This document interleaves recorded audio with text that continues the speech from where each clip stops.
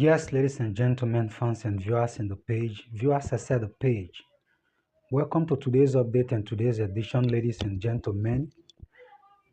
I'm here to bring you the press briefing of the Prime Minister of Israel, Benjamin Netanyahu, in the UN General Assembly just yesterday, a few hours ago. First of all, before going into details here in this video, I would like to talk about the Arab deliberates and the representatives of the Arab and the Palestinians that was there in the General Assembly.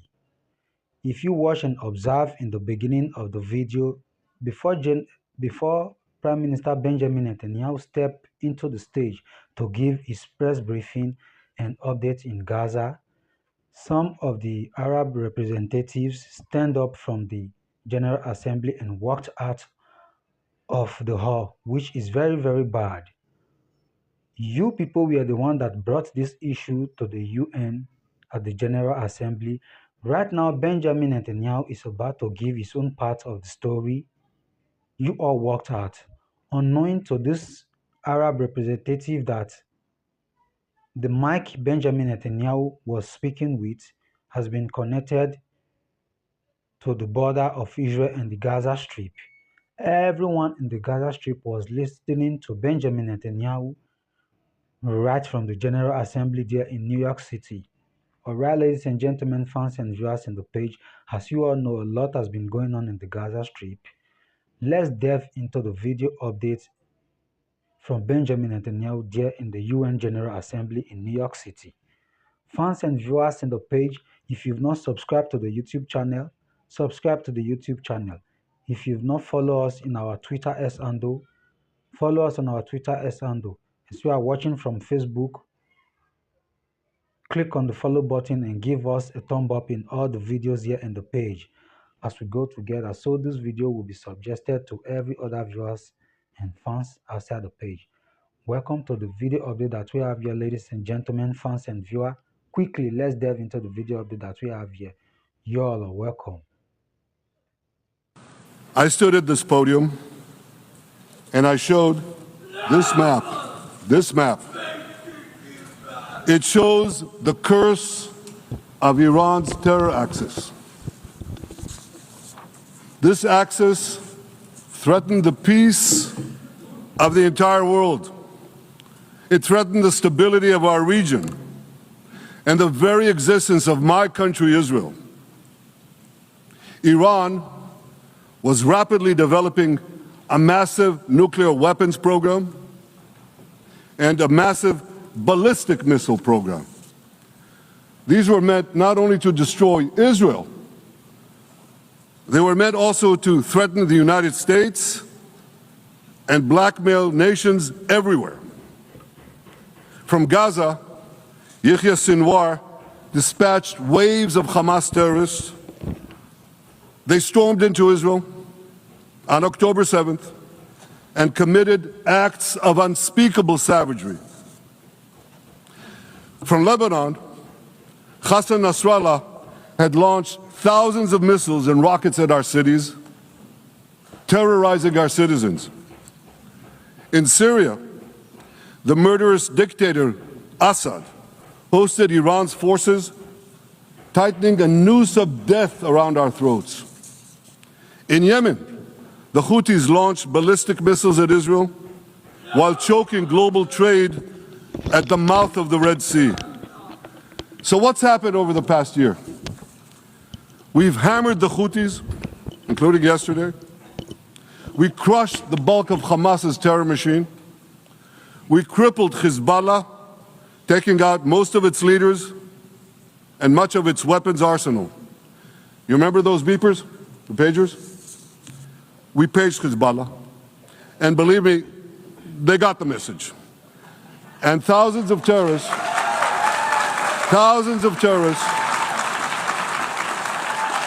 dropped to the ground. We destroyed Assad's armaments in Syria. We deterred Iran's Shiite militias in Iraq.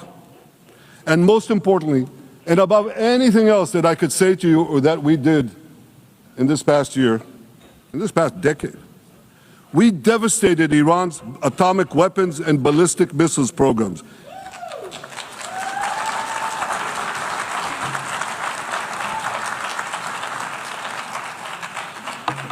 So here's where things stand today. Half the Houthi leadership in Yemen, gone. Yahya Sinwar in Gaza, gone. Hassan Nasrallah in Lebanon, gone.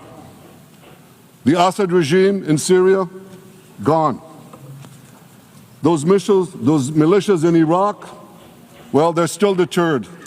And their leaders, if they attack Israel, will also be gone. And for Iran's top military commanders and its top atomic bomb scientists, well, they're gone too.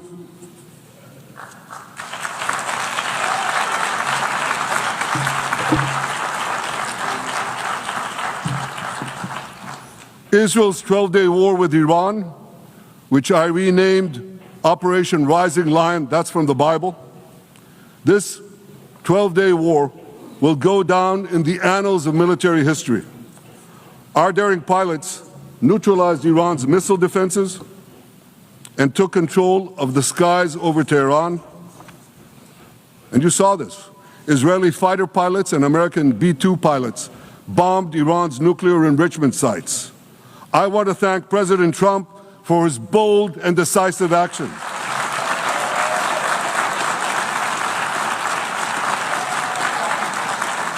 President Trump and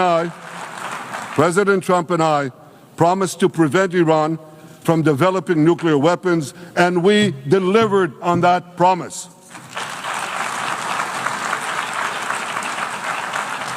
We removed an existential threat to Israel, and a mortal threat to the civilized world.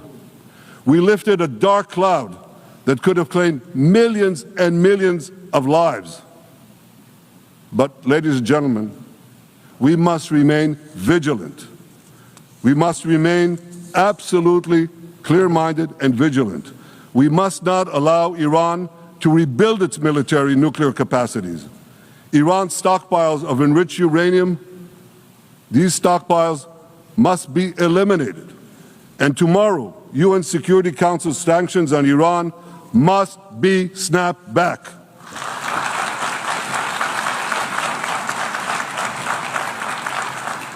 Thanks to the resolve of our people, the courage of our soldiers, and the bold decisions we took, Israel rebounded from its darkest day to deliver one of the most stunning military comebacks in history.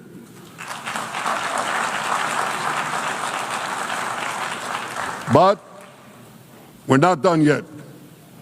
The final remnants of Hamas are holed up in Gaza City. They vow to repeat the atrocities of October 7th again and again and again, no matter how diminished their forces. That is why Israel must finish the job. That is why we want to do so as fast as possible.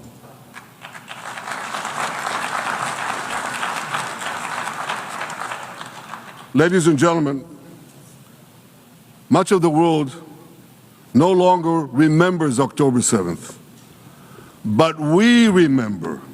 Israel remembers October 7th. On that day, well, I'll tell you, you can remember October 7th too. You see this large pin here? It's a QR code. What I ask you to do is hold up your phones, zoom in, and you too will see why we fight and why we must win. It's all in here. On October 7th, Hamas carried out the worst attack on Jews since the Holocaust. They slaughtered 1,200 innocent people, including over 40 Americans and foreign nationals from dozens of countries represented here. They beheaded men. They raped women. They burnt babies alive. They burnt babies alive in front of their parents. What monsters! And these monsters took more than 250 people hostage.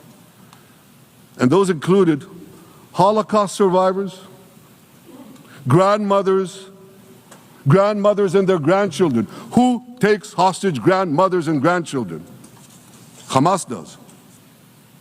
So far, we've brought home 207 of these hostages, but 48 still remain in the dungeons of Gaza.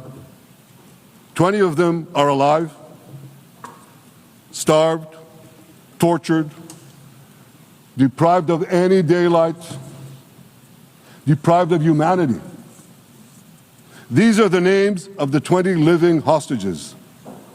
Matan Angrest, Gali and Zerv Berman, brothers, Elkanah Buchbot, Rom Braslavsky, Nimrod Cohen, Ariel and David Cunyo, another pair of brothers, Guy Gilboa Dalal, Evyatar David.